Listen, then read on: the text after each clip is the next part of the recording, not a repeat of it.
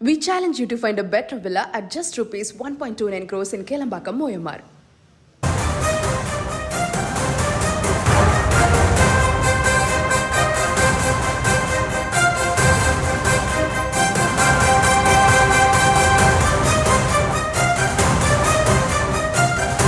நதிநீர் பங்கீடு தொடர்பாக தென் மாநில முதலமைச்சர்கள் மாநாட்டில் கர்நாடக முதலமைச்சர் டி.கே. சிவகுமார் அவர்கள் பேசியிருக்கிறார். அந்த அண்மை செய்தியை பார்த்து வருகிறோம்.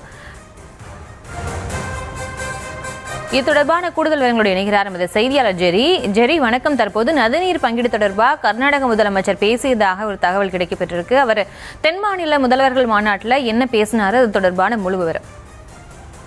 வணக்கம்.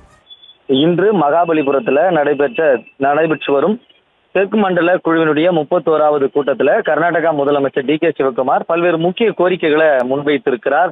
அதில் முக்கியமான ஒன்றுதான் காவிரி, கிருஷ்ணா, துங்கபத்ரா, பெண்ணாறு, பாலாறு உள்ளிட்ட தென்னிந்திய நதிகளினுடைய மாநில எல்லைகளை அறியாது என குறிப்பிட்ட சிவகுமார் நதிநீர் பகிர்வை தாண்டி நதிநீர் ஒத்துழைப்பு உருவாக்க வேண்டும் என்று பேசியிருப்பது முக்கியத்துவம் வாய்ந்ததாக கருதப்படுகிறது. இந்த சூழல்ல தென் மாநிலங்களில் இந்தியாவினுடைய மக்கள் தொகையில சுமார் 20% கொண்டிருந்தாலும் நாட்டினுடைய மொத்த உள்நாட்டு உற்பத்தியில 31% பங்களிப்பாக அவர் தெரிவித்திருக்கிறார். தென் மாநிலங்களில் நாட்டினுடைய பொருளாதார வளர்ச்சிக்கு முக்கிய பங்காற்றி வருவதாகவும் தெரிவித்திருக்கிறார். இந்த நிலையில் 15வது நிதிக்குழுவில் கர்நாடகாவினுடைய வரி பகிர்வு 4.7%இருந்து 3.6% குறைக்கப்பட்டதால 6 ஆண்டுகள்ல சுமார் 65,000 கோடி இழப்பீடு ஏற்பட்டதாகவும் சிவகுமார் இந்த உரையில குறிப்பிட்டிருக்கிறார். கர்நாடகாவினுடைய வரி பங்கை மீண்டும் 4.7% உயர்த்த வேண்டும் என்றும், பெங்களூரு, மும்பை அதிவேக ரயில் திட்டம், ராய்ச்சூரில் எய்ம்ஸ் மருத்துவமனை உள்ளிட்ட கூடுதல் மத்திய திட்டங்களை வழங்க வேண்டும் என்றும் அந்த மாநிலத்தினுடைய முக்கியத்துவம் வாய்ந்த கோரிக்கைகளை இந்த கூட்டத்திலே பேசியிருக்கிறார்.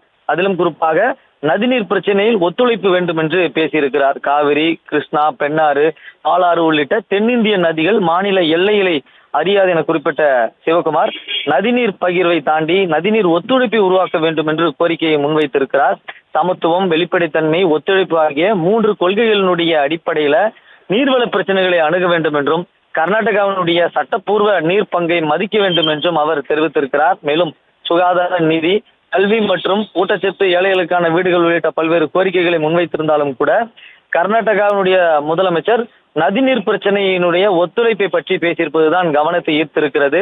சமத்துவம், வெளிப்படைத்தன்மை, ஒத்துழைப்பு ஆகிய 3 கொள்கையின் அடிப்படையில நீர்வள பிரச்சனைகளை அணுக வேண்டும் என்று கர்நாடகாவினுடைய முதலமைச்சர் டி.கே. சிவகுமார் இந்த கூட்டத்தில் பேசியிருக்கிறார்.